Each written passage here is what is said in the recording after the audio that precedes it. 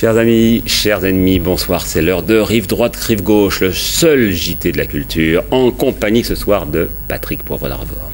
Au sommaire, musique à la une avec la sortie du nouveau Chris Isaak, Always Good Tonight, puis notre coup de cœur pour Les Paravents de Genet, version marionnette au Théâtre de la Colline, ensuite le Paris des Galeries, arpenté par Jérôme Cassou, et enfin notre visite guidée du ciné des cinéastes de l'avenue de Clichy, sans oublier bien sûr l'interview portrait de Thierry Ardisson, aujourd'hui ce sera moi, et puis l'instant critique consacré au théâtre avec notre tragicomique duo Philippe Tesson, Jacques Nerson, et incluant le premier épisode de notre saga consacré au Festival d'Avignon, ce soir la réfection de la cour d'honneur du Palais des Papes. Thierry, qu'est-ce que vous aurez à faire dans tout ça? Moi, je vais vous interviewer, je vais parler un petit peu de votre désir de littérature, comment l'homme le plus regardé de France a ce désir d'écrire, d'être reconnu dans le milieu littéraire, d'avoir des prix littéraires. Voilà, ça m'intéresse. Et de mon désir d'être à votre place, je suis très content. Philippe. Vous aimez bien jouer ce rôle-là, hein? J'adore ça. Vous êtes de quel côté du miroir, là? Ah, de l'autre côté du miroir. Ça me plaît bien, ça. Moi, je vais parler théâtre, comme d'habitude, avec Jacques Nerson. C'est mon comparse du lundi. On va au théâtre ensemble, puis Dis Nourson. Dis l'autre. Et puis le lundi, on se dispute un peu. Voilà. On va parler de Shakespeare, Songe d'une nuit d'été. La Mouette de Tchekhov. C'est du classique, tout ça. C'est bien, hein? Et puis Les Voisins de Vinaver, ça, c'est pas du classique. Frédéric. C'est marrant parce qu'il est très très museau là, il est calme, profil bas. Profil bas. Je l'épie. Oui. Puisque vous siégez tous les deux à l'Interallié, alors maintenant vous moi je siégeais naguère. C'était juste le temps, je l'ai eu une fois, puis après, une fois que j'ai eu, après. C'est pas d'accord. Non, mais non, c'est pas vrai. J'aimerais bien dans cette affaire, mais bon. Eh bien, moi, j'ai une nouvelle rubrique qui s'appelle L'éreintement du lundi, qui a été créée spécialement pour la traversée du miroir de Patrick Poivre d'Arvor. Ça ne m'étonne pas. Aux éditions Ballant. Voilà. Parce que lundi, c'est le jour de... Voici. Très bien, on l'a dit. Alors, tout le monde connaît l'écrivain, Patrick Poivre d'Arvor, mais peu de gens savent qu'il présente aussi le 20h de TF1. Et donc, comme il est là, on va en profiter pour parler un petit peu, de revenir un petit peu sur la façon dont Le Pen a été traité. Est-ce qu'il y a une responsabilité vraiment des médias sur ce qui s'est passé dans les élections du 21 avril? Il y a en effet beaucoup à dire. Alors on commence tout de suite par la sortie du nouveau Chris Isaak, Always Good Tonight. C'est un 8e CD ressemblant comme un frère au précédent et dans lequel Isaak égrène un chapelet de bluesy bluette formaté FM. Bref, pour Jérôme Réjas, ce nouveau Chris ne fait pas de miracle. And Julian Lennon was there, and we did an interview. And I remember Julian Lennon, I looked at him, and I was thinking, boy, he looks like his dad. And he was doing an interview, and I was doing an interview, and a lot of people were around. And at the end of the interviews, everybody kind of turned the cameras off, and he walked over and he goes, "Do you want to go to a party?" And I said, "What kind of party?" And he goes, "There's going to be beer and models." And I thought, he's exactly like his dad. Chris Isaak est un nostalgique des années 50-60. Ce chanteur crooner à la gueule d'ange déchu ressuscite l'esprit d'Elvis Presley depuis 1985. Aujourd'hui, il sort un nouvel album, Always Got Tonight, un disque qui, comme tous ses prédécesseurs, aurait pu être mis en boîte il y a 40 ans, même s'il s'en défend. You think it could have been recorded 40 years ago, but I don't think it could have. I don't think the melodies or the orchestration or the technology, it's all, to me, is a very modern record.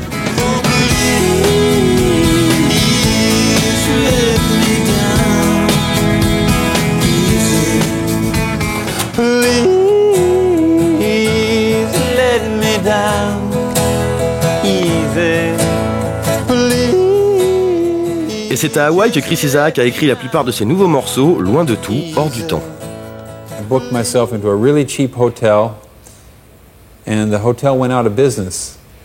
And so I ended up staying at a hotel that literally had nobody else at the hotel but me. They had no TV, no restaurant, no swimming pool. They had electricity in the room and the water running, and that was it. Nothing to say no, nothing to do. Et même si les chansons de Chris Isaak peuvent parfois sonner assez commerciales, même s'il possède son propre sitcom à la télé, même s'il joue les acteurs par intermittence pour le 7e art, il refuse de se laisser aller à jouer les stars, préférant aux soirées branchées le calme de son salon pour composer. No, I don't think I'm a star, really. It'd be fun to be a star for a little while, but I walk down the street people don't care. I think they only care if you have bodyguards and you make a big show of it yourself. You know what I mean? You need to get some dark glasses in and get involved in politics. Bodyguards. I don't think I could afford the bodyguards. I'm the original American boy. Merci Jérôme Réjas. On continue avec mon interview portrait aujourd'hui.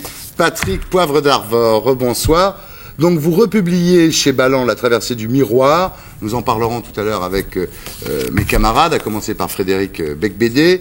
Je vais parler un petit peu de vous. Vous êtes présentateur donc, du 20h de TF1. Vous êtes l'homme le plus regardé de France. Est-ce que vous n'avez pas le sentiment, c'est les papous disent que quand on les photographie, on leur vole leur âme. Est-ce que vous avez ce sentiment-là? Est-ce que le fait d'être l'homme le plus regardé de France, est-ce que ça vous vide de quelque chose? Non, parce que je pense que je dois avoir plusieurs étiquettes. Il y a une étiquette qui appartient aux autres, c'est sûr, Ouais. un filtre devant l'objectif. Bon, cela leur appartient et c'est normal, c'est leur vision de moi. Puis j'en ai d'autres, j'ai même une marionnette, j'ai des Ouais. initiales de toute Ouais. nature. Non, ça va, je m'en sors assez bien. Au milieu de tout ça, dans le noyau dur, je m'en sors bien. Le noyau dur s'en sort bien. Alors, vous donnez pourtant beaucoup de mal pour publier régulièrement des livres, on en a encore la preuve aujourd'hui, même si c'est une republication, pour entretenir de bonnes relations avec le milieu littéraire, pour animer des émissions littéraires consacrées aux livres sur TF1 et sur LCI. Est-ce qu'en vous donnant tout ce mal, vous n'avez pas le sentiment de donner l'impression finalement de vous racheter de cette gloire médiatique un peu facile, un peu futile? Je sais pas, j'ai pas l'impression, parce que je sais que c'est pas mon désir de départ. Mon désir de départ, c'est quelque chose qui est né quand j'avais 13, 14, 15 ans, que j'ai écrit d'ailleurs mon premier livre à cette époque-là, donc je ne pensais pas du tout à la télévision, c'est venu après. Le cœur de ma passion, c'est le livre, j'ai essayé de le défendre comme j'ai pu, et d'ailleurs, dans les beaux moments de télévision, moi j'ai le souvenir du jour où vous avez reçu un 7 d'or pour justement votre participation à une émission culturelle, et ça vous a fait, je pense, bien plus plaisir que des tas de succès d'ordre audimétrique. Vous êtes très généreux, parce que quand on voit vos émissions littéraires sur LCI ou sur TF1, vous invitez pas obligatoirement des stars, vous invitez des écrivains un peu, je dirais pas les seconds couteaux, mais enfin les écrivains, quoi.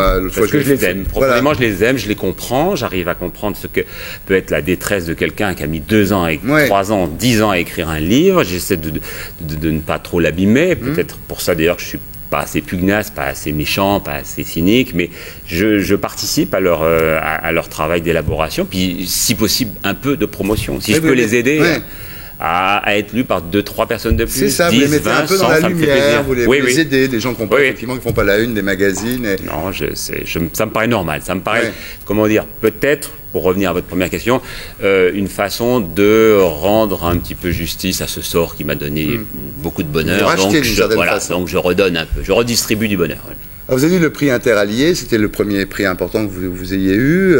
Pour vous, ça vaut combien de 7 d'or, un prix Interallié? Bon, tous les 7 d'or. Tous les 7 d'or du monde. Ça m'intéresse très profondément. Les récompenses du milieu télévisuel ne m'intéressent pas. Je connais un peu trop la manière dont ça fonctionne. Non, le milieu littéraire, bien sûr, c'est normal. Quand on a 12-13 ans et qu'on se dit qu'on veut devenir un grand écrivain et qu'on a comme espérance quelque chose comme entre Stendhal et Chateaubriand, donc ça veut dire qu'on a mis la barre assez haut et qu'on se dit je vais être diplomate pour être un grand écrivain et écrire justement des livres géniaux, éternels, impérissables dans des ambassades à Languille, et qu'un jour il vous arrive une petite récompense de cette nature, on est vachement content, bien sûr. Ça a plus de à mon avis, plus de valeur que tout. Le Patrick Poivre d'Arvor qui restera, à votre avis, c'est le présentateur du 20h ou l'écrivain? Je sais pas, j'ai tendance à penser que les journaux télévisés sont oubliés au moment même où on dit au revoir, parce qu'il y en a un autre qui va suivre derrière. Je crois qu'on les oublie très vite. Enfin, quand même des gens qui ont marqué à la télévision, je veux dire. Oui, mais bien sûr, le nom dira toujours quelque chose. Peut-être. Parce que vous êtes quand même là depuis quelque temps. Et... oui, un paquet de 22 ans. Mais bon...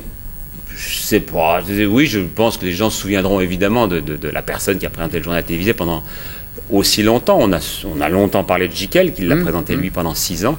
Donc il est vraisemblable qu'on en parlera peut-être encore un peu plus longtemps, mais 3 fois plus. Peut-être, je sais pas. Mais les livres restent. L'avantage, les livres restent dans les bibliothèques. On peut les retrouver en 2050, cachés dans une vieille bibliothèque. Puis quelqu'un peut les aimer à nouveau. Puis dira cet auteur était méconnu ou connu pour de mauvaises raisons. On ne sait jamais. Je sais pas. Donc ou alors ça peut disparaître dans l'anonymat le plus total. Alors, pourquoi dans ce pays, tout le monde veut être écrivain? C'est-à-dire que même les présidents de la République, Giscard, Mitterrand, se piquaient d'écriture. Le présentateur du journal télévisé, même si vous avez commencé à écrire très jeune, vous l'avez dit, mais pourquoi, en France, le statut d'écrivain, est-ce qu'il y a de mieux, finalement? Je pense qu'il y a une vraie culture de l'écrit. Et c'est pour ça qu'on est, à mon sens, plus fort, plus armé pour le 21e, 22e, 23e siècle.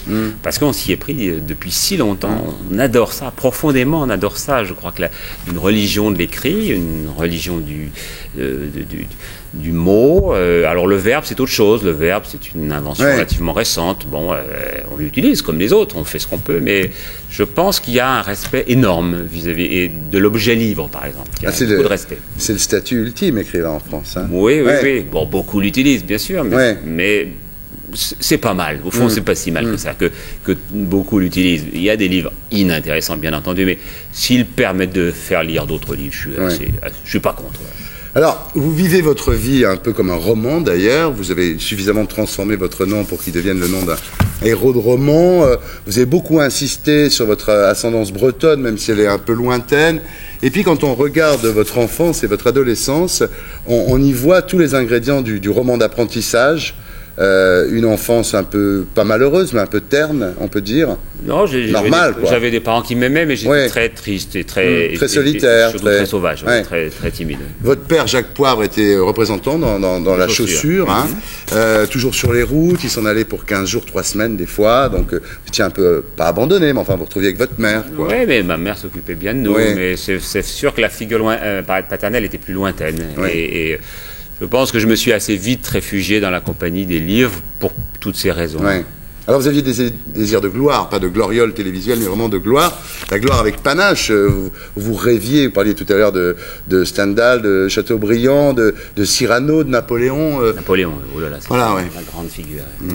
Vous savez, quand on habite Reims, que la plaine est morne, qu'il se passe jamais rien, qu'il y a de la brouillasse, qu'on a l'impression d'avoir de la glaise assez godasse, qu'on vit dans les godasses, justement, puisque mon père était représentant en chaussures, qu'on se promenait le dimanche pour aller voir les autres magasins de chaussures, faire des comparatifs de prix, etc. Peut-être qu'on a le désir de les prendre, ces godasses, et puis de se tailler, puis de devenir un grand bonhomme. Mais je pense que beaucoup de gens ont eu ce désir. Oui. De monter à Paris. Bien sûr, À nous de Paris, absolument, c'est un vrai roman d'apprentissage. Très jeune, vous avez eu le sentiment que vous ne resteriez pas là, dans cette famille, que vous étiez appelé à un destin plus... Non, j'étais persuadé, au contraire, d'être obligé de rester là. À cause de ce que je vous disais, la glaise. C'est-à-dire qu'on ne bouge pas. On ne bouge pas parce qu'on a un déterminant, parce que socialement, on doit être ce qu'on est, parce que vos parents vous ont fait vous ont laissé entendre que d'être médecin, par exemple, c'est ce qu'il y avait de plus chouette, de chic, tout ça. Puis voilà, donc on ne pense pas tout de suite. Et alors, évidemment, on se rebelle à l'intérieur de soi, puis à un moment donné, on réussit à briser la chaîne. Qu'est-ce qui vous a donné l'idée de partir et la force de partir? Les livres. Les livres. À chaque fois, je voyais un petit gars qui montait à Paris, ça me plaisait, moi. Que ce soit dans Sans Famille ou... Julien Sorel. Je prends tout. Alors, en tous les cas, très jeune, très homme pressé, là aussi on reste dans le roman. À 16 ans, vous aviez vos 2 bacs, vous aviez déjà écrit un livre qui s'appelle Moïa Bieda, c'est les prémices des enfants de l'aube que vous avez publié plus tard. Vous avez déjà un enfant aussi à 16 ans, donc très pressé, peur de ne pas y arriver. Oui, sans doute. Moja bieda, c'est un mot polonais qui veut dire ma douleur, ma souffrance. J'avais trouvé ça sur des lettres de Chopin qu'il avait écrit à sa fiancée de l'époque, et ça m'avait bien plu, et j'avais écrit ce livre qui est devenu en effet plus tard Les Enfants de l'Aube. Et voilà, j'ai eu envie de rêver ma vie presque tout le temps. Tout le temps. Je pense que l'univers, l'ivresse dans lequel j'ai été fabriqué, donc pour les raisons que je vous ai dites, ça a fait que j'ai eu beaucoup de mal avec le réel, et le même aujourd'hui encore. Alors, pas beaucoup d'argent, pour payer vos études, vous êtes obligé de travailler, même si vous rêvez diplomate, vous êtes magasinier, livreur, contrôleur dans les trains, enfin pas n'importe quel train quand même, les wagons-lits Paris-Venise. Conducteur des wagons-lits en fait. Conducteur, je conduisais rien du tout, mais j'étais contrôleur en effet. Paris-Venise quand même. Je faisais Paris-Venise, Paris-Modane et Paris-Innsbruck, mais surtout Paris-Venise. Ça m'a bien plu. C'est comme ça que j'ai découvert Venise. Je suis allé 17 week-ends de suite à Venise pendant l'hiver. Ça vous forme un homme. Et alors, vous prenez le virus du journalisme en 68, quand vous distribuez au carrefour Saint-Germain, Saint-Michel, Le Monde et François, pourquoi vous vendiez le journal dans la rue? Oui, c'était pour me faire un peu de Faire un peu sous. d'argent, ouais. Et alors j'avais repéré un peu l'économie de l'époque qui était assez bordélique, comme vous en souvenez sans doute. Il y avait donc toutes ces grèves, beaucoup d'embouteillages dans les rues. Puis je me dis, les journaux, ça marchait vraiment très très bien à l'époque. Et je suis allé acheter vraiment à l'angle du boulevard Saint-Germain, du boulevard Saint-Michel, des mondes, qui étaient, je crois, à l'époque à 35 centimes, me semble-t-il. Et j'ai acheté, elle n'avait pas compris, je les ai vendus. Après, je suis revenu, elle me dit, ah, mais c'est vraiment gentil, mais vous êtes bête, vous faites pas d'argent avec ça, mais je me faisais juste le pourboire. Allez rue Saint-André-des-Arts. Et là, il y avait une petite camionnette qui vendait des journaux comme ça, un peu moins cher, et je les ai revendus à mon tour. Puis voilà, j'en vendais 300 par jour. Un peu de Monde et un peu de François. Et c'est là que François, ça marchait vous vous êtes très dit, fort. je veux avoir mon nom dans ce journal. Non, j'y ai pas pensé à l'époque. Non. J'ai toujours mon idée, oui, le nom dans le journal éventuellement, mais toujours pour les livres. C'était toujours cette idée-là. Oui. Alors la suite, on la connaît, on va pas revenir, vos succès, vos échecs, vos bonheurs, vos malheurs. Une chose qu'on n'a jamais très bien compris, c'est comment vous gériez vos relations avec la presse en général. C'est-à-dire que des fois, vous êtes très impudique.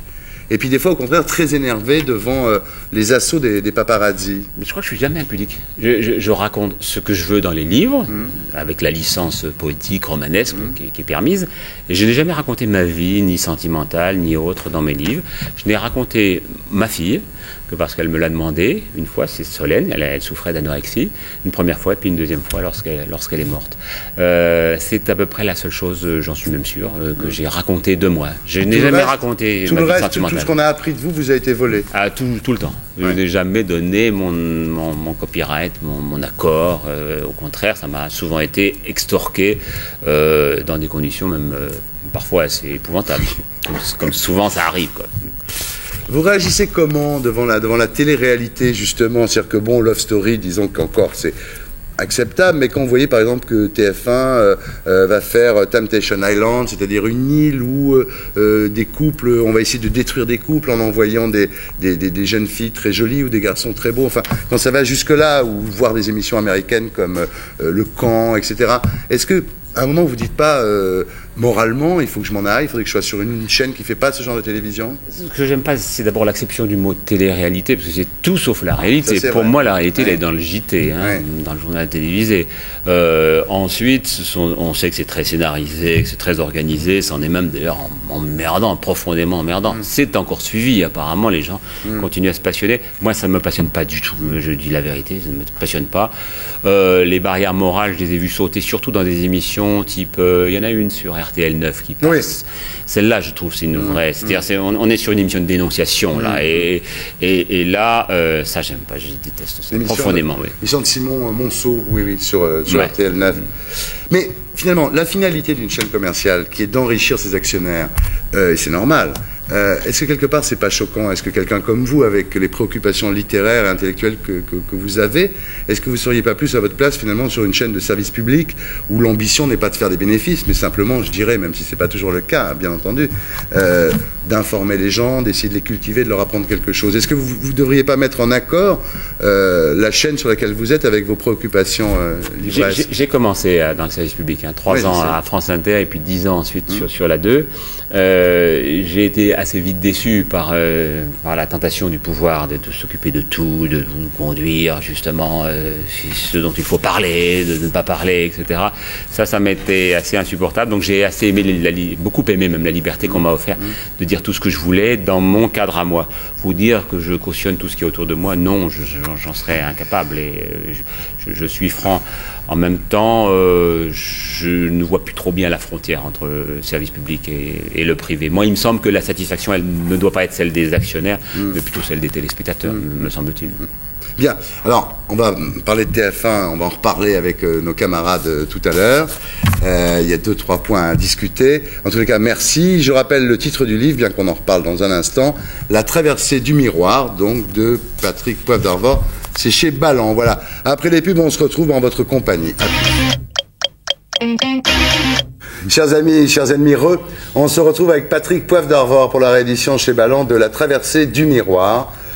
Patrice, le pitch. Alors, comme vous l'avez dit, réédition et réécriture, puisque le livre était paru en 85, et puis vous l'avez réécrit, ou changé la fin notamment. Oui, j'ai changé la première ligne et les 2 dernières pages. Et les 2 dernières pages. Alors, l'histoire en 2 mots, le rideau peut se lever, puisque c'est la première ligne. C'est l'histoire d'un médecin qui s'appelle Alexis Dorgel, qui a une 40aine d'années, et qui est marié à une femme qui s'appelle Laurence, qui est un séducteur. Hein, les femmes tombent assez facilement. Tout est bon, les clientes, enfin tout ce qui passe à sa porte. De l'époque. Un poivre d'Arvor. Non, une espèce de poivre d'Arvor. Les gynécologues, oui. Donc ça facilite. Oui, évidemment, l'approche. Alors, et puis, à force d'avoir ses conquêtes, donc il se pose des questions sur lui-même et il se cherche, il ne se trouve pas. Et un jour, il décide de tout abandonner et de partir. Et alors, il va à Médecins sans frontières et puis il part en Thaïlande. Et après la Thaïlande, il va chez les Khmers rouges au Cambodge. Enfin, il passe comme ça. Il est fait prisonnier pendant 3 ans. Dans des conditions absolument atroces, c'est-à-dire qu'il assiste à des tortures, il ne peut rien faire, lui-même est torturé de temps en temps, on l'ensevelit à un moment, enfin, c'est absolument terrible. Et puis, au bout de 3 ans, il réussit à s'évader, on peut aller jusque-là. Hein. Oui, mais... Il réussit à s'évader et il revient, alors ça c'est un peu le rêve de tout homme, parce que tout le monde le croit mort.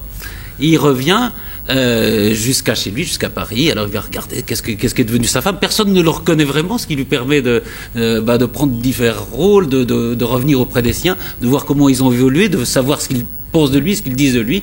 Et puis bon, après je raconte pas la fin parce que ça serait un peu dommage. Voilà, en gros l'histoire. C'est le rêve.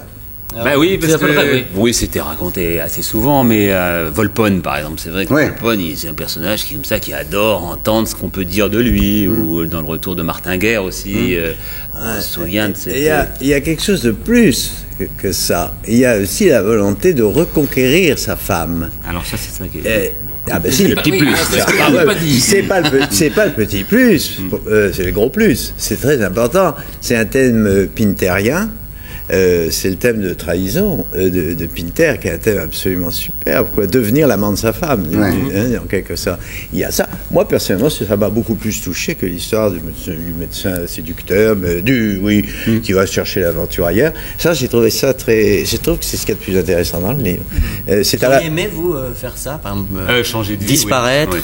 Changer de vie, oui, parce que l'avantage justement, on change de tête, on n'est pas reconnu. Bon là, en plus singulièrement à l'époque, quand je l'avais écrit, j'étais pas très connu, mais je commençais déjà une petite notoriété. Mais changer de tête complètement, refaire sa vie et reconquérir qui l'on veut, y compris son premier amour. Oui, ça c'est vrai. C'était un fantasme. Surtout quand on est pathologiquement narcissique, c'est encore plus. Non, mais c'est vrai. D'ailleurs, il dit que c'est le mythe d'Actéon. C'est juste, hein, moi je me rappelais plus le mythe d'Actéon. Actéon qui chasse quelque chose d'absolu qu'il croit trouver dans la femme. En vérité, il ne fait que renvoyer sa quête à son propre besoin. De chasseur, il devient gibier. Ses désirs le dévorent, il veut s'enfuir, mais il est trop tard. C'est un joli mythe, ça. Hein?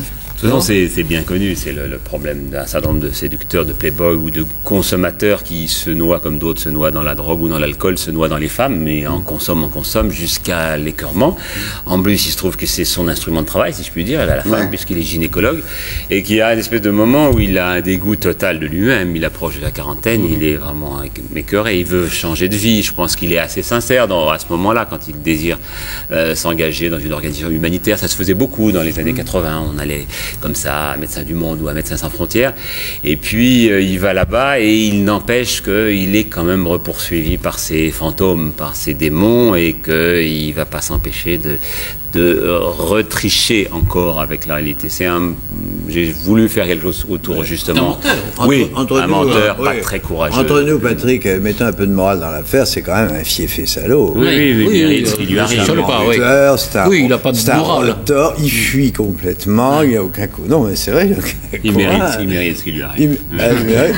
Oui, mais il mérite ce qui lui arrive, et puis 20 ans après, il change la fin en laissant quand même une porte ouverte à l'espoir. Je le fustige encore un peu plus, parce que sa femme, je ne peux pas évidemment raconter cette nouvelle femme, mais sa femme lui médite une petite vengeance à sa façon qui est, je trouve, assez bien trouvée de la part de la femme, de l'auteur, je ne sais pas, mais la femme. Puisqu'Elisabeth K n'est pas là, est-ce qu'on peut filer la métaphore à sa place? Allons-y, oui. Et je me suis demandé, donc, quand le héros est prisonnier, donc des Khmers rouges, hein, si c'était pas une métaphore du journal télévisé, parce qu'au fond, le présentateur du journal télévisé, il est prisonnier dans son bocal, comme ça, dans son studio. Ah oui, c'est vrai que elle aurait pu le dire. Oui, elle aurait pu le dire. Et vous dites d'ailleurs, j'acceptais tout et je ne laissais paraître aucune émotion. Et c'est pas un peu ça le présentateur du journal télivisé? Je l'acceptais, c'était pas l'idée de départ. Quand je l'ai écrit, c'était pas ça. Bon, j'ai filé la métaphore pour rien. Houellebecq a copié sur ce livre pour écrire Plateforme, puisqu'il raconte aussi l'histoire de quelqu'un qui s'en va en Thaïlande. Ouais. Donc vous étiez un précurseur. Pour dire, oui. C'est pas le 86, oui, c'était quand même 14 ans. C'est pas tout à fait du tourisme sexuel là, mais. Non, mais ce qui est vrai, c'est que dans l'œuvre PPDesque, il y a plein de différentes sortes de livres. Il y a des romans historiques, dont celui qui a eu le prix Interlier, l'Irrésolu. Il y a des romans plus personnels, dont je crois La Traversée du Miroir fait partie. Pourquoi avoir eu envie maintenant de rééditer celui-là ? Point de départ, il faut que je sois honnête, c'était pas une idée de moi, c'était une idée du nouvel éditeur, parce qu'il se trouve que Balland, qui était, comme son nom l'indique, dirigé par André Balland, a changé de main plusieurs fois et aujourd'hui se retrouve dirigé par Denis Bourgeois, qui a vu que ce livre était épuisé et m'a proposé. Alors, dans un premier temps, je lui ai dit non, je n'ai jamais relu mes livres et je pense que les livres, ils sont faits pour vivre et puis après, ils deviennent ce qu'ils deviennent. Et puis alors après, il m'a dit, mais si, ça serait bien, je l'ai fait pour Dominique Fernandez, pour tel autre, et relis-le quand même. Je l'ai relu, je trouvais qu'il tenait relativement le coup. Sauf la fin. Alors la fin, je me suis souvenu de la manière dont je l'avais écrit, et c'était, je crois, dans un train, parce qu'à ce moment-là, je faisais des tours du monde en train pour Paris Match. J'avais écrit à toute vitesse, et la fin était très bâclée. Et donc, c'est pour ça que je l'ai changé. Et puis, je pense qu'au fond, un livre, il a le droit de vivre. Il devrait d'abord jamais être remis, puisqu'il n'est jamais terminé. On peut toujours trouver à le polir davantage. Et puis, il vit, quoi, comme une femme, comme un homme. Il a le droit d'avoir une nouvelle vie. Et ça m'a plu, voilà. Au fond, je me suis pris au jeu, mais c'était pas une idée de départ. Et ce que je voulais savoir, c'est entre le roman historique, vous parliez de Stendhal, le roman un peu dumasien, si on est gentil, et Max Galloien, si on est méchant, et le roman plus personnel, vous n'arrivez pas à choisir. Si, maintenant, je crois que j'ai vraiment envie d'aller au plus profond de moi-même, hein, comme toujours. Je pense que plus on avance en âge, plus on va au cœur du bonhomme. J'aime les romans où je laisse transparaître des petits cailloux de moi et puis où quand même je creuse. Mais évidemment, il faut un petit habillage. J'aime pas, je ne saurais pas bien faire l'autofiction. Je ne saurais pas bien. D'autres le font très bien, mais je pourrais pas. Ce serait drôle, l'autofiction de PPDA quand même, parce qu'on apprendrait des trucs terribles là. Il m'avait proposé un jour, PPDA. Il m'a dit qu'il faudrait que j'écrive un roman qui s'appellerait PPDA roman. Mais oui, je laisse ça à d'autres. Lui, par exemple, Claire Castillon, par exemple. Lui, il pourrait faire ça très bien. Il a trop le goût du masque pour écrire PPDA roman. Oui, j'adore les masques. J'adore les masques. Dans ce livre, j'ai retrouvé moi-même des petits trucs, que j'avais laissés comme ça, qui étaient juste destinés à une ou deux personnes. J'en ai trouvé au moins une douzaine. Il y a beaucoup de trucs dans ces bouquins. Dans l'Irrésolu, le héros, c'est l'anagramme de Patrick Poivre d'Arvor. Les gens ont mis un mois pour s'en rendre compte. Et bien ça, j'aimais bien cette idée-là. Au fond, qu'on pouvait s'amuser, faire des pieds de nez. La littérature, c'est quand même un peu ça. Ça vous fâche avec des gens ? Oui. Oui, parce que les livres, en fait, on s'en rend pas compte, mais les livres sont des affaires graves, quoi. Et parfois, on publie des livres, on croit qu'on a toute liberté, et en fait, on a de liberté vis-à-vis de soi-même, c'est déjà beaucoup, mais vis-à-vis des autres, on n'a pas de liberté. Et les autres prennent ça souvent mal, évidemment. Je me souviens très bien d'un livre que j'avais écrit et qui commençait par l'enterrement de mon grand-père. Ma grand-mère, elle a vécu ça d'une manière épouvantable, parce que j'essayais d'imaginer ses maîtresses dans l'église, tout ça. Alors elle pensait à autre chose, évidemment, qu'aux maîtresses du grand-père aviateur. Mais moi, j'ai trouvé ça formidable. Je me suis dit, aviateur, il avait des maîtresses, c'était bien. Et on écrivait avec mon frère, tous les deux, là, c'était un livre qu'on avait écrit à deux. Et il était parti lui aussi, il avait chevauché ces fantasmes-là. Et ma pauvre grand-mère qui nous adorait, elle me dit, mais qu'est-ce que j'ai fait à mes enfants, mes petits-enfants, pour qu'ils se vengent comme ça? Alors, on se vengeait pas du tout. On pensait même qu'on était en train de lui installer un mausolée à ce grand-père. Et bon, il n'y a pas que ça. Il y a eu, hélas, beaucoup de gens comme ça que je ne pensais pas blesser, que j'ai égratigné ou j'ai fait souffrir peut-être. Si c'était à refaire, vous préféreriez la télé ou la littérature? Parce que c'est une question qui, moi, me concerne aussi Thierry, concerne en fait tous les gens autour de cette table.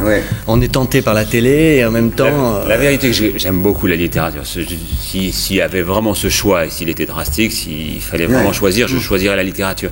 Mais de la même manière que je disais à Thierry tout à l'heure que j'aimais l'idée du 19e où on était écrivain, diplomate. Alors on avait quand même officiellement, bon, il y avait Saint John Perse, tout le monde.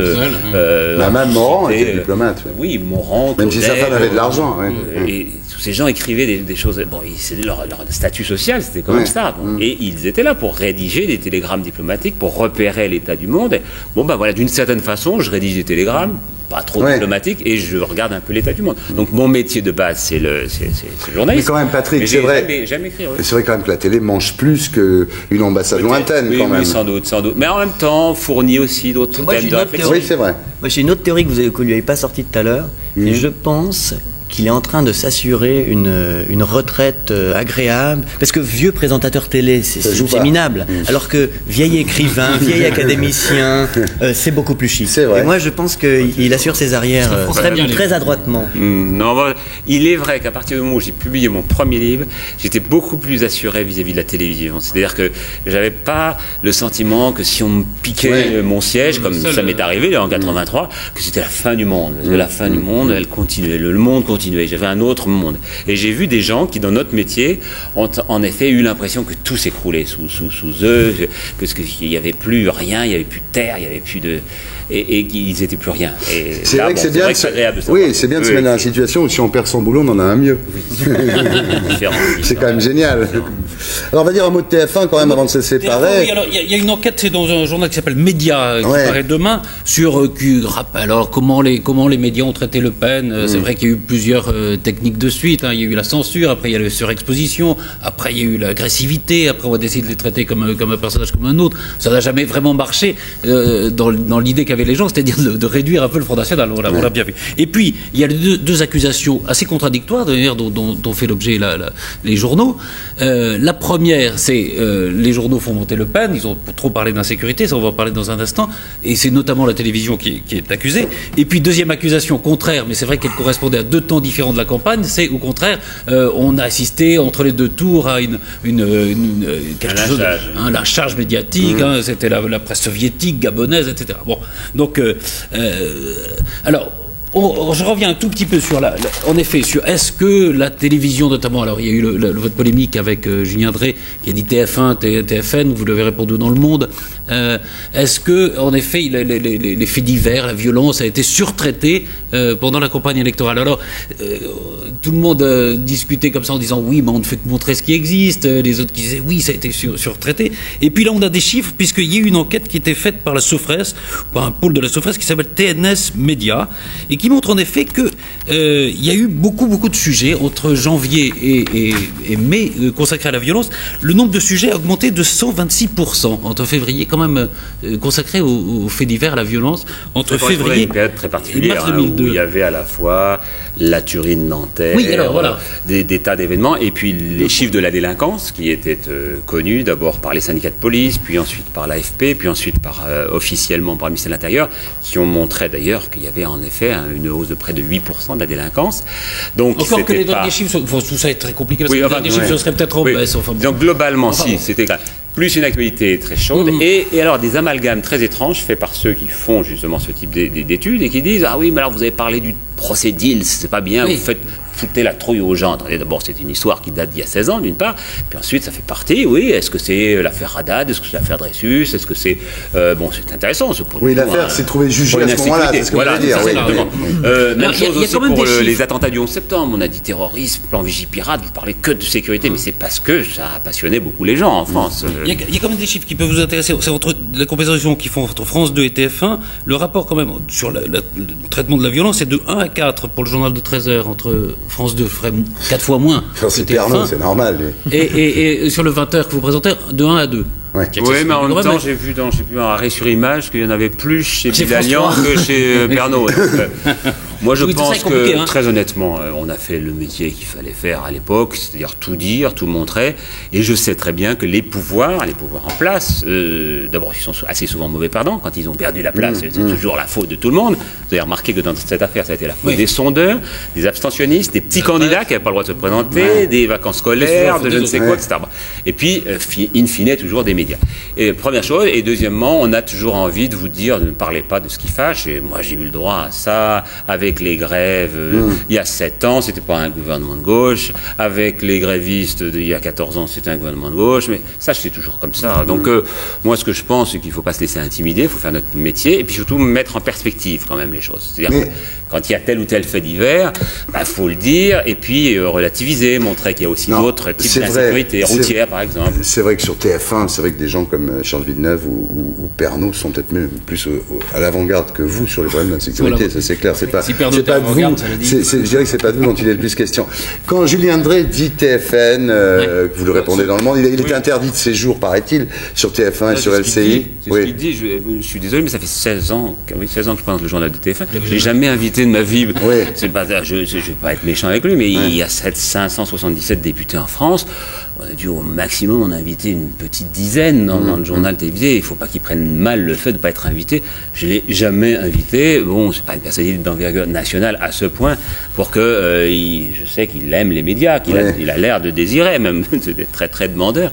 Mais bon, qu'il ne prenne pas mal. En revanche, c'est vrai qu'il était invité sur LCI, qu'il a été décommandé dans une émission de Pierre-Luc Séguillon, parce qu'en effet, il venait de dire ça et qu'on lui a demandé de s'excuser avant de revenir. Puis il a dit, je m'excuserai pas. Moi, je prends pas TFN comme un qualificatif formidable. Quoi. Voilà, je prends pas ça. Je pense, dans sa bouche, c'était une insulte. Soyons honnêtes. Il y a peut-être un problème alors plus compliqué, mais au fond, c'est de se dire. Le Pen, prenons Le Pen comme exemple, c'est vrai qu'il a un discours plus émotionnel que rationnel. Et c'est vrai que la télévision est plus émotionnelle elle-même que rationnelle. Alors donc, ça c'est un bon argument, parce que c'est intéressant. Comment on se débrouille, nous, face à l'émotionnel. Quand vous avez en effet la Turin-Nanterre, bon, vous la lisez dans Le Monde, dans Libération, dans Le Figaro, mais ça peut pas... Et vous voyez des gens, vous voyez des lieux, des places, même à la limite des flaques de sang, et Dieu sait si on fait attention pour être très dignes les uns les autres, je crois, dans ce filmage. Mais évidemment, le choc est très très violent. Il est violent aussi pour n'importe quel fait divers. Donc nous, comment on peut réussir à atténuer? Alors, me semble-t-il dans la présentation, c'est-à-dire ne jamais ameuter les foules en disant oh, venez à moi, vous allez voir ce que vous allez voir, c'est formidable, on va vous zoomer sur des horreurs. Donc déjà, première chose, avoir une voix plutôt calme, apaisée, essayer de montrer. Et puis mettre les choses en relation les unes avec les autres, faire des comparatifs avec l'étranger par exemple, dire qu'aux États-Unis, il y a quand même 2 millions de gens dans les prisons, qu'il n'y en a que 50 000 en France, etc. Bon, ça me paraît pas inutile. Est-ce qu'il n'y a pas quand même aussi une critique qu'on pourrait faire à l'envers, c'est que depuis l'élection de Chirac, on a l'impression qu'il y a beaucoup moins de sujets sur les faits divers et donc tout d'un coup l'insécurité n'existe plus. Il y a eu moins 50% entre les deux tours. Oui, alors peut-être dans l'entre-deux tours, il y a plus de meurtres. Non, mais c'est pas. D'abord, mon dernier journal télévisé, jeudi dernier, j'ai ouvert sur un problème comme ça d'insécurité, de grande délinquance, qui était l'attaque d'un fourgon blindé. Ouais. Bon, ça a fait l'ouverture de mon journal et celui de la 2 d'ailleurs. Hein.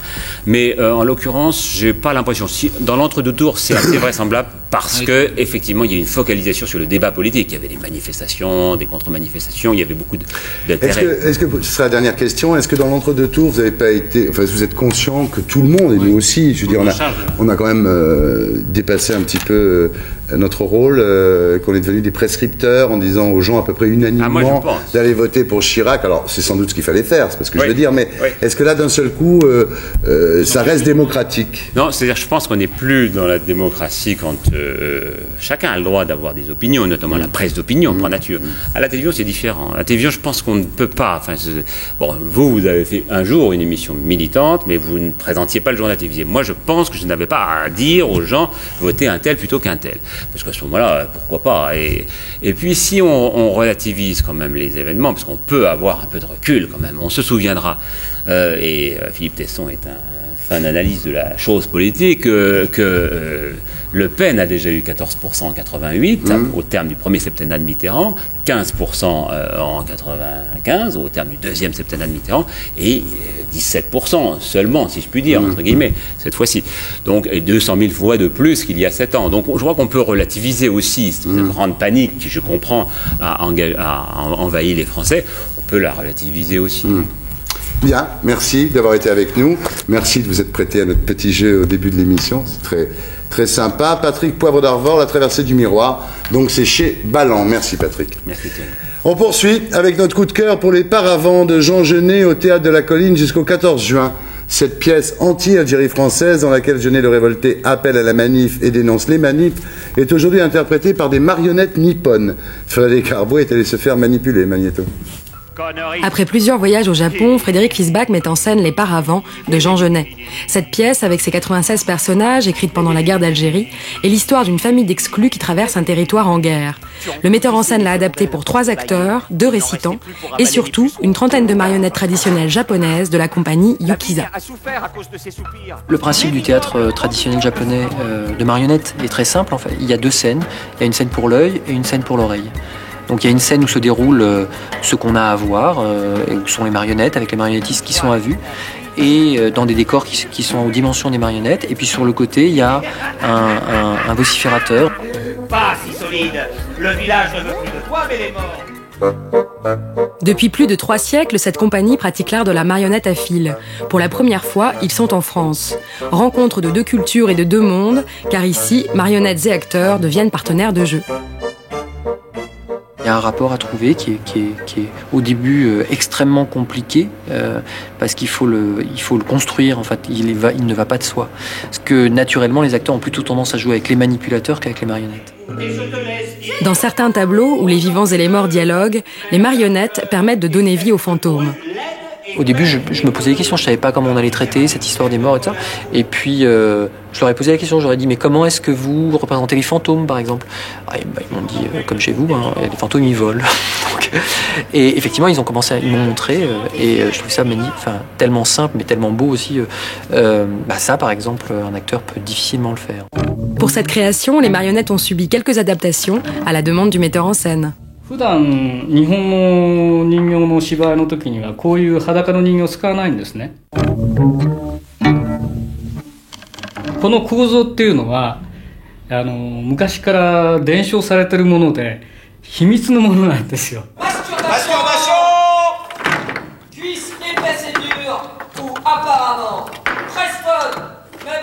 C'est pas des marionnettes qui sont faites pour les pantalons, puisque c'est des marionnettes qui sont faites, elles n'ont pas bougé depuis 360 ans.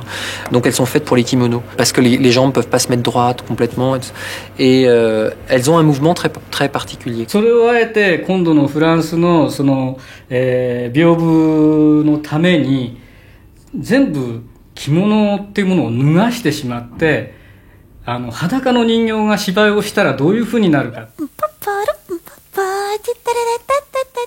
La marionnette, elle a un côté sérieux, elle a un côté bon élève, comme ça, qui fait qu'elle absorbe très bien tout ce qui pourrait apparaître un peu caricatural dans la pièce.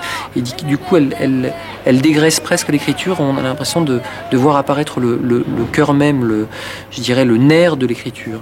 Et on est beaucoup plus sur le sens et sur l'histoire. Moi aussi, j'ai mon mot à dire. Merci Frédéric Arbouet. Après les pubs, place à l'instant critique, aujourd'hui consacré au théâtre avec notre tragicomique duo Fifi Tesson, Jaja Nerson. À plus. Chers amis, chers ennemis, on se retrouve pour l'instant critique aujourd'hui consacré au théâtre avec notre tragicomique duo Philippe Tesson du Figmac, de Métro et de RDRG et Jacques Nerson de Valeurs Actuelles. Bonsoir Jacques. Bonsoir. Alors on commence tout de suite avec le premier épisode de notre saga consacré au Festival d'Avignon. Ce soir, la réfection de la cour d'honneur du Palais des Papes. Une scène à ciel ouvert qui, pour sa réouverture, accueille le Platonov de Tchekhov, revu par Éric Lacascade. Karine Roy s'est jetée à l'eau, Magnéto.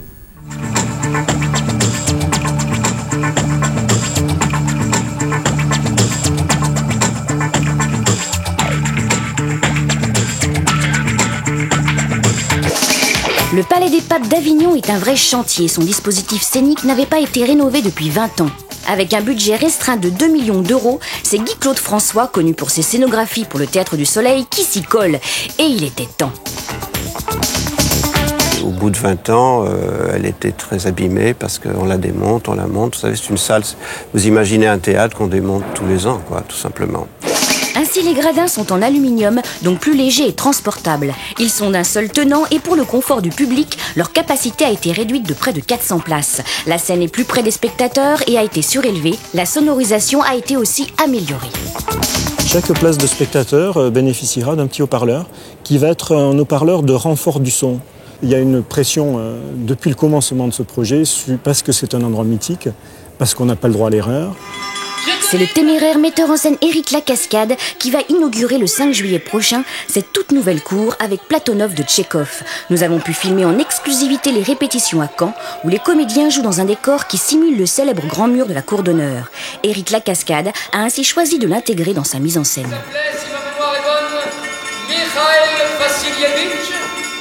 Comme les tout premiers actes de Platonov, ça se passe dans la maison d'Anna Petrovna.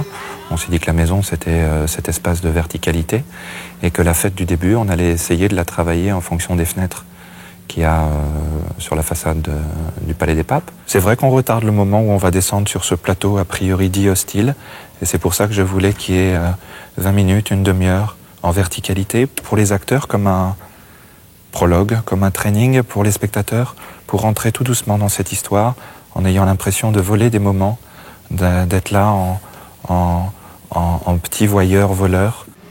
C'est avec plaisir que je l'aurais fait moi-même. Le problème, c'est que la dignité dont vous parliez tout à l'heure, c'est bien en théorie, mais dans la pratique, ni vous, ni moi n'avons les moyens de les chasser dehors. Ce sont nos bienfaiteurs, nos créanciers. L'intérêt, c'est d'utiliser l'ensemble pour moi, c'est d'utiliser l'ensemble de l'amplitude de la cour, que ce soit une contrainte et que ce soit la chance pour moi et pour le groupe d'acteurs de jouer sur un plateau de 30 mètres, ce qu'on trouve rarement en salle, de jouer sous un ciel étoilé, ce qu'on trouve rarement en salle, et de jouer devant 2000 spectateurs, ce qu'on trouve rarement en salle. C'est un pari, c'est un enjeu, c'est une contrainte. Vous avez au moins terminé vos études? Non, je les ai abandonnées. Ah. Mais cela ne vous empêche pas d'être un homme? Pardon? Je n'ai pas bien compris la question. Sans faire un son et lumière, il faut, pour moi, j'essaye de garder en tête que la star du spectacle, c'est ni Platonov ni Lacascade, c'est la cour d'honneur. C'est un personnage presque rival, tout simplement. Ça n'est pas la hauteur des murs, ça n'est pas la majesté du lieu. Je pense que c'est un espace très très vivant. Et ça fait peur, bien sûr.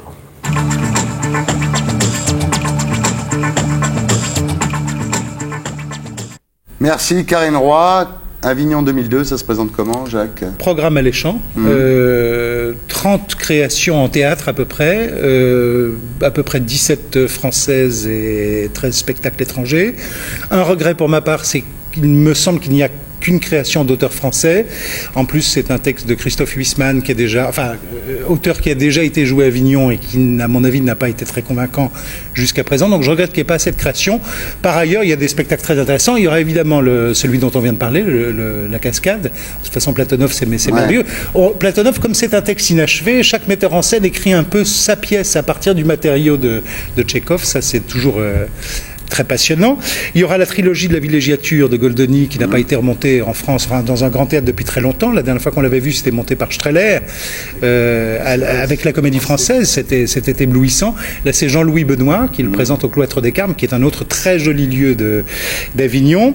Il y aura un spectacle qui a déjà beaucoup fait parler de lui parce qu'il a été créé au Théâtre des Célestins à Lyon, Minetti de Thomas Bernard avec Michel Bouquet. Tous ceux qui l'ont vu, malheureusement, c'est pas mon cas, mais disent que c'est un spectacle absolument exceptionnel. Et puis, pour ma part, j'ai aussi sélectionné 2 spectacles de Claire Lannes, qui est un jeune metteur en scène que j'aime beaucoup, qui donnera sous chapiteau en alternance à la fois L'Homme des Bois de Tchekhov, mais elle connaît très bien Tchekhov. Elle avait notamment justement monté Platonov de façon extraordinaire il y a quelques années, et puis Le Don Juan de Molière. Bon, il y en a beaucoup d'autres, hein. Mais enfin, bon, riche programme. On en attend beaucoup. Merci. Donc on revient aux pièces à l'affiche en ce moment, puisque à cause de Cannes, ça fait 3 semaines qu'on n'a pas eu ce type de débat.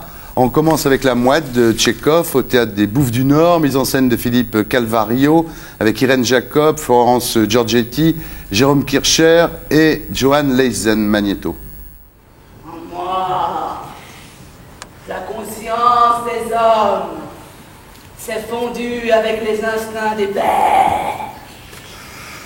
Je me souviens de tout, de tout, de tout. Et je revis chaque vie en moi-même. C'est quelque chose de décadent. Maman.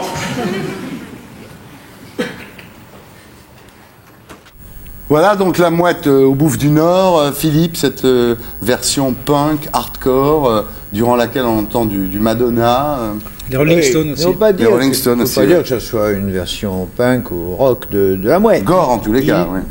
Même pas, Thierry. Simplement, il y a au cours du spectacle 4 ou 5 interventions, effectivement, dans ce style que vous venez de dire. Mais ce qui ne donne pas une coloration univoque au spectacle. Non, on ne peut pas dire. Cela dit, je conteste, moi, ça. Hein, je le dis tout de suite d'entrée, je ne vois pas très bien ce que ça apporte.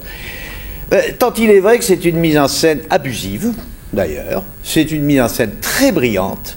Très pleine de talent, un type qui promet énormément, Calvario. Il a déjà fait des choses formidables, il est jeune. Et c'est vrai qu'il met beaucoup de sa personnalité dans cette mise en scène. Il y a une élégance, il y a un mouvement, il y a un rythme, il y a quelque chose de très fort, très exalté, très exaltant. Mais à mes yeux, superflu, plein de superflu. Qu'est-ce que les moi j'aime pas quand on a devant soi un texte d'une telle beauté, d'une telle poésie, d'une telle signification. Mais il est parfaitement respecté le texte. Je suis pas d'accord avec vous. Vous permettez, je n'avais pas terminé la phrase. Oh, ben je vous en prie, terminez-la. Non plus le développement, mais au moins la phrase. Quand on a la chance d'avoir ce texte, on le respecte et surtout on le laisse dégager. C'est comme un fruit qui donne sa sève. On lui laisse dégager son émotion pure. Je termine tout de suite, Jacques. Or là, je vois une chose. Moi, la mouette, ça me fend le cœur. Moi, je suis encore un enfant à certains égards ou gâteux. Il m'arrive de pleurer dans les scènes d'amour entre Constantin et Nina. Là, j'aime mieux vous dire que l'amour, la tendresse, le superbe chant lyrique contenu dans la passe totalement inaperçu, notamment au 4e acte, qui est l'acte décisif, où on doit être totalement bouleversé. Mais on est bouleversé. Mais pas moi. Oui, pas vous généralisez. Pas moi, parce que M. Calvario ne s'est occupé d'une chose, c'est de ses fantasmes personnels. Mais c'est d'exister, c'est de caricaturer les personnages qui font le paysage social de la mouette. C'est très intéressant, mais pourquoi les caricaturer? C'est ma réaction.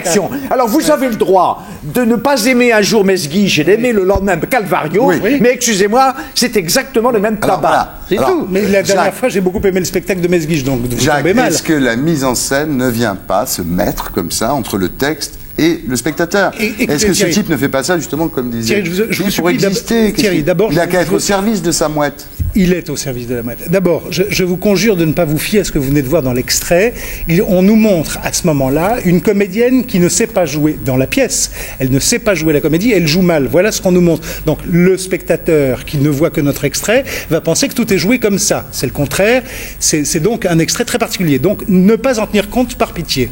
Deuxièmement, quand je constate qu'un metteur en scène qui n'a que 25 ans, qui en est seulement à son 4e spectacle, a un art de la distribution aussi excellent, c'est-à-dire qu'en face de chaque rôle, il a trouvé le comédien qui convenait, qu'il fallait, et que non seulement il l'a bien distribué, mais qu'il les dirige admirablement, qu'il me montre un spectacle d'une cohérence parfaite et d'une grande intelligence, qui respecte les situations mises en place par Tchekhov. Moi je vous dis, une mouette comme ça, et on en voit beaucoup, c'est une pièce énormément montée, à juste titre, c'est un chef-d'œuvre, mais je n'en avais pas vu depuis les années 70, quand Lucian Pintillier avait créé au Théâtre de la Ville une très belle version. C'est une version d'une force extraordinaire. Il n'y a rien de superflu. Il y a l'essentiel, tous les fondements. Il ne même pas discuter. Tous les aspects. Non mais attendez, tous les aspects fondamentaux de la pièce, ils sont respectés. Je vois pas en quoi vous pouvez vous permettre de dire que ça n'est pas respecté. Vous avez chialé au 4e acte. J'étais très ému, bien sûr. J'ai trouvé Jérôme Kircher absolument bouleversant. Irène Jacob n'existe pas. Irène Jacob, on croirait Fanny Ardant jeune, on croirait un morceau de bois. Excusez-moi, il est vrai qu'elle ressemble physiquement à Fanny Ardant, mais je ne comparerai pas les comédiens. Il était ému par Irène Jacob. J'ai été très ému. Il était en état de mort quand il y avait quelque chose. Je ne suis pas le seul. Le public, visiblement, vibre énormément au spectacle parce que c'est un spectacle bouleversant. Vous passez à côté d'un des événements de ces dernières années. Vous êtes attentif au public, vous êtes en train de passer à côté d'un des événements les plus importants du théâtre de ces dernières années. Ce que disait Philippe, c'est vrai aussi, c'est-à-dire que quand c'est Mesguich, vous aimez pas ces mises en scène. Non, la dernière, je vous dis, ça fait 2 fois que j'aime. Mais c'est pas tarabiscoté, Thierry. Je vous assure qu'à part ces interventions musicales où effectivement il y a du Madonna, il y a même du Dalida à un moment donné, mais Mais ça, ça D'abord, représente soyons modernes. Attendez, ça représente 5% du spectacle. Tout le reste pas jouer du les vieux temps. réacs, mais est-ce que c'est utile de mettre du Dalida dans Tchekhov, franchement? Est-ce que, à notre époque, peut-être qu'il y a 30 ans ou 40 ans, c'était génial. Enfin, aujourd'hui, franchement. Thierry, ça n'est qu'une petite giclée de citron Dans le qui réveille. Comme on met du citron sur les huîtres. Dans le ça personnage réveille la central pièce, c'est tout. d'Arcadina, la mère, Giorgetti, Elle c'est est drôle. absolument merveilleuse. Elle fait un numéro de variété que je trouve, moi, insupportable dans une pièce dont l'enjeu est comme celui-là. Elle est très drôle. Je ne dis pas que c'est mauvais. Vous vous attachez à 5% Je dis pas que c'est mauvais, c'est que c'est très brillant. Et qu'on ne s'ennuie pas une seconde. Ce sont des petits intermèdes musicaux. L'émotion ne passe pas. Moi, je vous le dis, franchement, c'est la naissance d'un grand metteur en scène, c'est la naissance de quelqu'un qui va succéder. On le sait pas encore, c'est pas vrai. C'est quelqu'un qui va succéder au Jean-Pierre Vincent, au Chéreau. Enfin, c'est la génération qui monte. C'est un événement. Et présenter les choses comme vous le faites, c'est pousser les gens à passer à côté d'un événement et d'un metteur en scène qui apparaît. Je ne dis pas qu'il faut pas les voir. Je trouve ça magnifique. Je dis encore une fois que c'est une mise en scène pleine de qualité. Je dis qu'elle passe à côté de l'émotion tchécovienne. Alors c'est qu'elle n'est pas de qualité si elle passe à côté. Ça veut rien dire. Ça veut rien dire. Oui, c'est ça. On a bien compris, les versionnistes iront. Et les tessonistes n'iront pas, voilà. Mais si, ils iront. Mais ils iront en connaissance de cause. Non, connaissance de cause, c'est-à-dire dégoûter. Ça me rappelle les gens qui appelaient à voter pour un certain candidat avec des gants et en se pinçant le nez. Non, il faut y aller parce que c'est un chef-d'œuvre, ce spectacle-là. Un chef-d'œuvre. On continue avec Les Voisins de Michel Vinavert au Théâtre National de la Colline, mise en scène de Alain Françon, avec Pierre-Félix Gravière, Hervé Pierre, Julie Pilot et Vladimir Yordanov. C'est vous qui allez pitcher cette fois. Alors, Vinavert, c'est notre ami de chez Gillette, là, c'est Grimbert. Oui, vous savez qu'il lui est arrivé une mésaventure terrible, c'est qu'il a été recommandé par le Front National comme le seul auteur vraiment vivant acceptable. Oui. Alors, c'est très curieux ce qui lui est arrivé. Je crois il l'a dit dans Le Monde d'ailleurs. On voyait bien qu'il comprend pas pourquoi, parce qu'il a toujours été très clairement, engagé à gauche. Il a pas de cœur. Enfin bon, c'est absurde. Donc je dis pour nos amis, c'est absolument pas absurde. Je dis qu'il n'y a aucune espèce d'humanisme dans le théâtre de Vinavert. Il est donc tout à fait normal que le Front National le récupère. Bon, vous ne comprenez rien, à mon avis, au théâtre de Vinavert. Je vous en prie, Jacques. Ce qu'il faut dire à nos amis téléspectateurs. Est-ce qu'on ne joue pas? Ce qu'il faut dire à nos amis téléspectateurs, c'est donc que, effectivement, Michel Vinavert, sous le nom de Grimbert, était le patron de Gillette et qu'il écrivait des pièces la nuit et qu'il est le père d'Anouk Grimbert. Voilà, qui jouait d'ailleurs dans Les Voisins à la création. Alors, Les Voisins, c'est probablement sa pièce la moins engagée politiquement. Et c'est une pièce c'est un huis clos. Tout se passe sur une terrasse mitoyenne. Et il y a deux villas qui donnent sur cette terrasse. Et les voisins, Laheu et Blason, s'entendent merveilleusement. Ils s'adorent, ces deux hommes-là. Ils ne peuvent pas se passer l'un de l'autre. Ils passent leur temps à s'inviter, etc. Et un jour, les économies de Blason disparaissent. Or, seul Laheu et son fils savaient où les économies étaient cachées. Alors là, le soupçon s'insinue. Il commence une guerre épouvantable. Et puis finalement, ils s'aiment tellement qui vont se réconcilier alors que l'affaire n'est pas élucidée, alors que c'est probablement le fils de Laheu qui a chipé les lingots d'or, mais l'amitié est trop forte. C'est bien comme idée. C'est très drôle. Vous dites que c'est pas humaniste. Vous connaissez Achille Talon et Le Funeste. C'est un peu ça. C'est un peu un univers de bande dessinée. C'est un vaudeville surréaliste. C'est irrésistible. C'est un peu banalisé, malheureusement, par la présente distribution.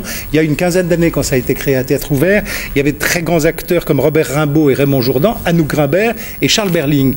Là, la distribution est un peu en dessous, donc le spectacle est moins drôle qu'il n'était. Mais ça reste très, très passionnant. Philippe Tesson.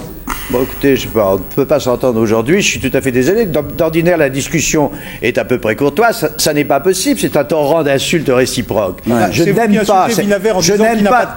J'ai quand même le droit de dire qu'il n'y a aucune. J'ai le droit de dire qu'il n'y a aucune humanité, aucune chair, aucune chaleur, aucun cœur dans Vinavert qui ne s'intéresse qu'à une chose, c'est au langage. Il croit que le langage dicte les passions. Moyennant quoi ce type... Parce que dans Par-dessus bord, il n'y avait pas d'humanité, notamment pour les vieux employés des sociétés qui étaient virés et mis à la retraite. Vous trouvez qu'il n'y avait pas de cœur là-dedans? On parle des voisins. On parle des voisins, on parle en général de Vinavert. Là, nous parlons des voisins. Je réponds à ce que vous venez de dire des voisins. Mais ce type qui pardonne, c'est quand même une preuve d'humanité, voire d'humanisme, vu que son amitié est plus forte que le larcin.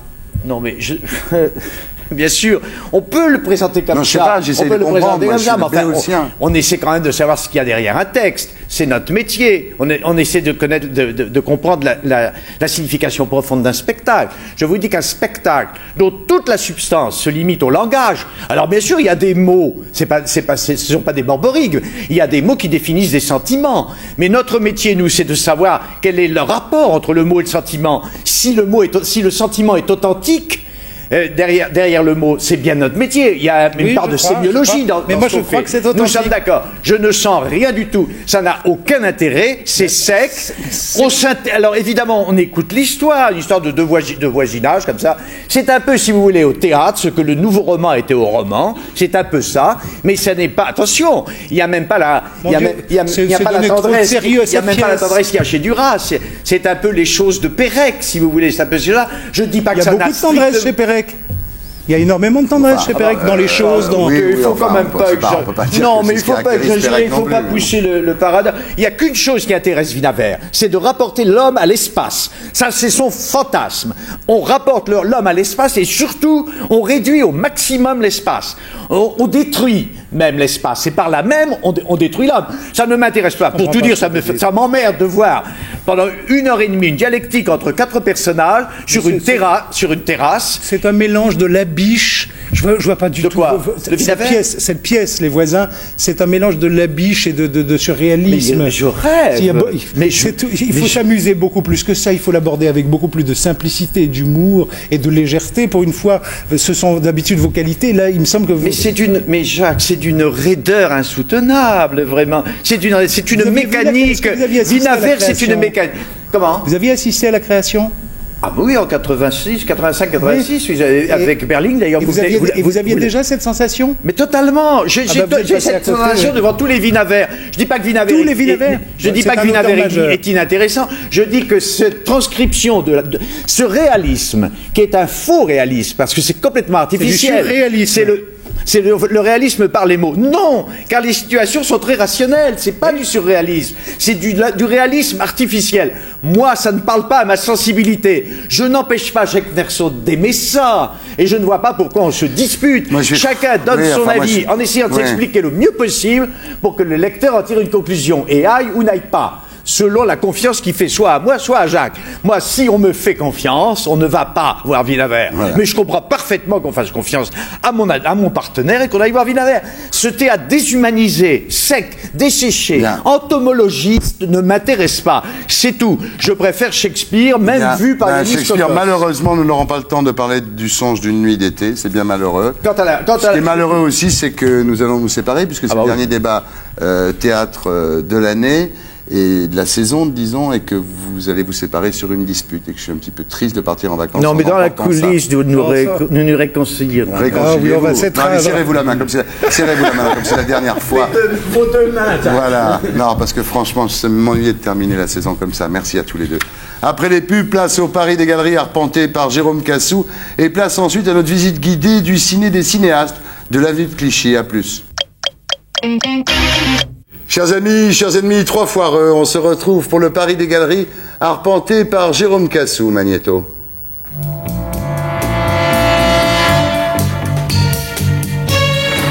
Ce tour des galeries parisiennes commence dardard à la Galerie Vue par le photographe coréen Ye Song-pak. De nombreux artistes coréens profitent de la Coupe du Monde pour illuminer médiatiquement leur production. Ye Song-pak est donc coréen d'origine. Il a grandi aux États-Unis, puis décide de vivre en Europe. Ce voyageur dans l'âme inonde sa photographie d'une présence secrète, joue avec la lumière pour créer des apparitions, surexpose parfois ses scènes et cherche des noirs profonds et veloutés. Il superpose les plans, les floutes, afin de créer du mystère. Certains verront dans ces personnages des revenants, des fantômes ou tout simplement des présences humaines éthérées et d'une évanescence troublante.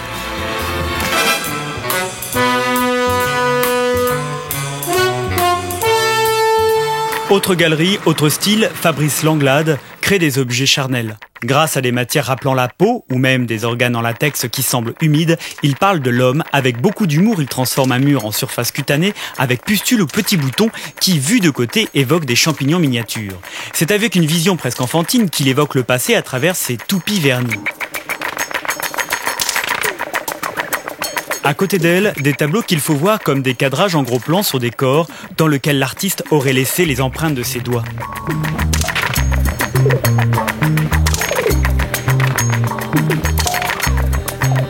Mais la vraie découverte vient de ces figurines en matériaux de synthèse, Kama Sutra épinglées et d'une délicatesse sulfureuse.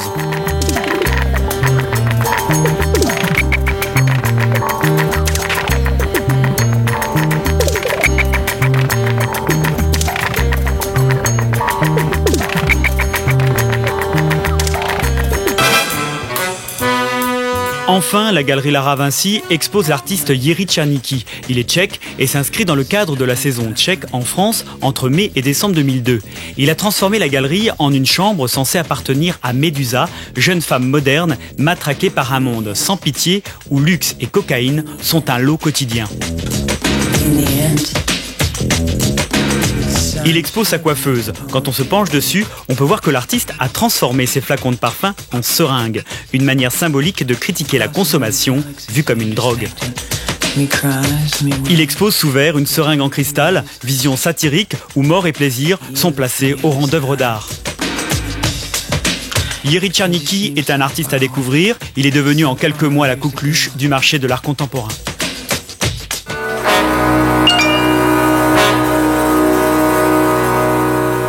Merci Jérôme Cassou. Et maintenant, sous le regard expert de Colline Serrault, on enchaîne avec notre visite guidée du Ciné des cinéastes, 6 au 7 de l'avenue de Clichy. Une salle fétiche fondée par des cinéastes pour des cinéphiles. Clémence Badaud est allée changer de bobine, Magnéto.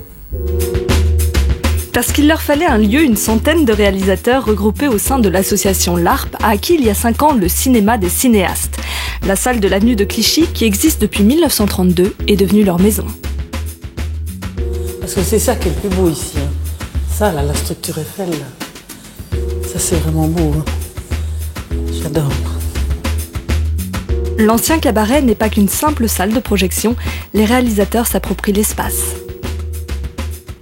On se sent chez soi ici. Mais d'autant plus que le lieu est très beau. Il a été fait avec beaucoup de goût. Il a été à la fois très confortable, très moderne et en même temps assez dingue, avec tout ce côté, on a laissé les ruines, c'est le contraire du popcorn, quoi.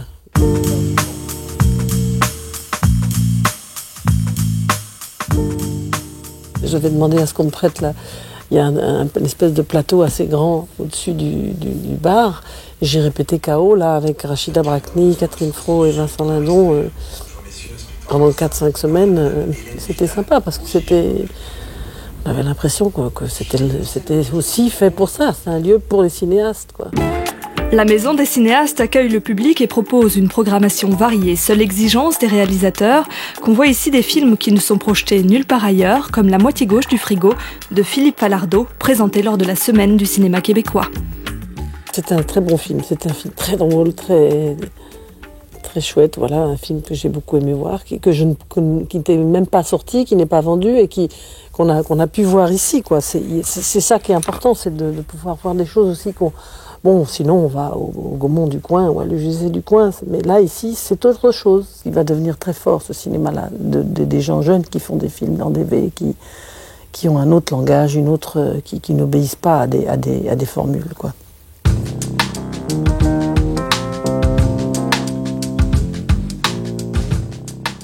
Quand on a un lieu, on existe autrement que si on se réunit dans un bureau. Je dirais, quand on fait des choses, quand on réunit des gens autour de nous et quand on montre ce qu'on fait, c'est notre fonction, c'est de réunir des gens dans une salle et de les rendre heureux. Cette salle permet aux réalisateurs de se réunir et de défendre ensemble leur conception du 7e art. Merci Clémence Badaud et maintenant, mesdames, messieurs, voici Patrice Parmentier des établissements Parmentier. Quelle ambiance, quelle ambiance. Et comme Zidane est blessé, eh bien Patrice Parmentier va voler au secours de notre pays. Bon, aujourd'hui, moi, je vais vous parler d'une couleur qui est le bleu. Et pourquoi aujourd'hui on est tous en bleu? On va tous être en bleu pendant. Oui, c'est pour cacher la marque. On n'a pas le droit, nous sommes à la télévision, c'est interdit. Non, tout le monde sait que c'est Puma, évidemment. Donc, le bleu est la couleur préférée des Américains et des Français. Pour une large majorité, après, c'est le vert. Donc, c'est quand même, vous voyez, Frédéric en illustration, notre ami Patrice aussi. Donc, en fait, le bleu, Oui, Thierry. Le bleu était une couleur quasi très discrète et voire inexistante depuis entre l'Antiquité et le XIIe siècle, en fait. Ça n'existait pas quasiment, le bleu. Pour preuve, c'est que les couleurs primaires étaient le rouge, le blanc, le noir. Et à l'époque, le ciel d'ailleurs était rouge, blanc et noir. Là, justement, il y a les philologues qui ont étudié les écrits des Grecs et des Latins. Se sont dit que les Grecs et les Romains étaient aveugles au bleu. Ils ne voyaient pas le bleu. Il y a eu cette théorie au 19e siècle. Ils pensaient que Et donc, en fait, ce qui s'est passé, c'est qu'ils détestaient le bleu parce que ça symbolisait les barbares, les Germains, etc. Et donc, une personne qui avait les yeux bleus, c'était un signe de disgrâce physique. Hop, dehors. Et une femme, vous sortez. Une femme aux yeux bleus était une femme peu vertueuse chez les Grecs et les Romains. Non, moi, ouais, d'habitude, je ne choisis pas mon camp, moi. Donc, jusqu'au XIIe siècle, en fait, les seuls à avoir vraiment porté du bleu, c'était les paysans. Et qu'est-ce qui s'est passé ? Un petit peu.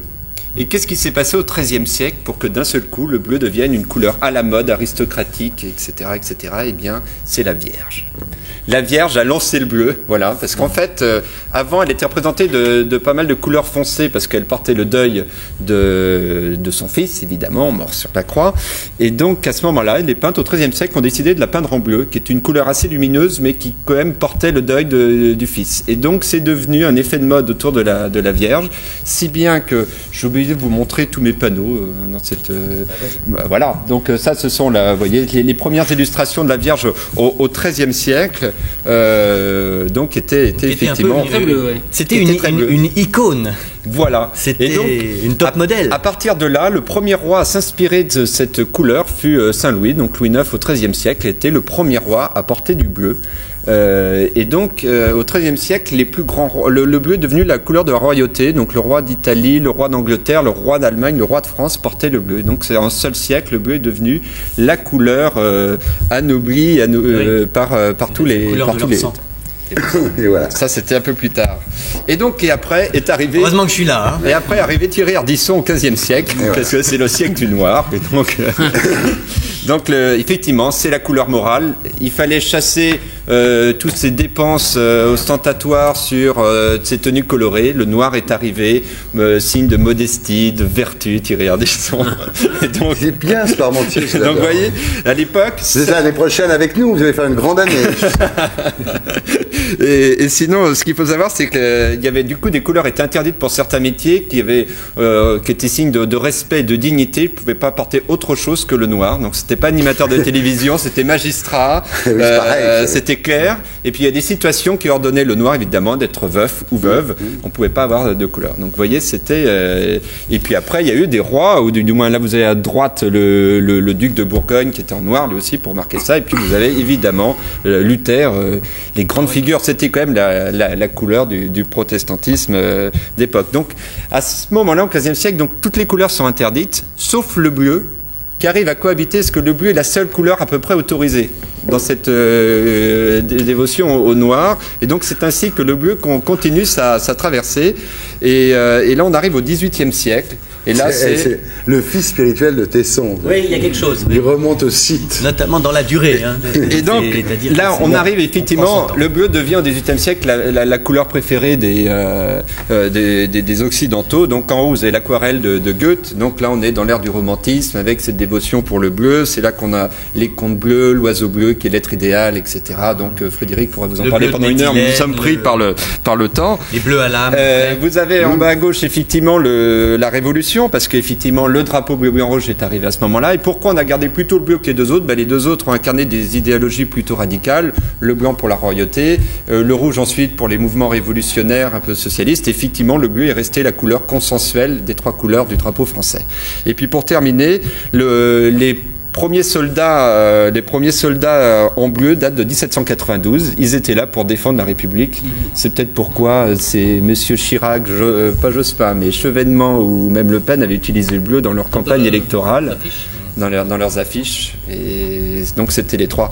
Donc voici, donc toute cette histoire est formidablement racontée dans ce livre de Michel Pastoureau, donc l'histoire d'une couleur, le bleu, et ça c'était très intéressant. Donc et puis pour terminer, donc le XXe siècle en France, tous les grands corps d'État passent au bleu, que ce soit les pompiers, les gendarmes, les policiers, les marins, les facteurs, les douaniers.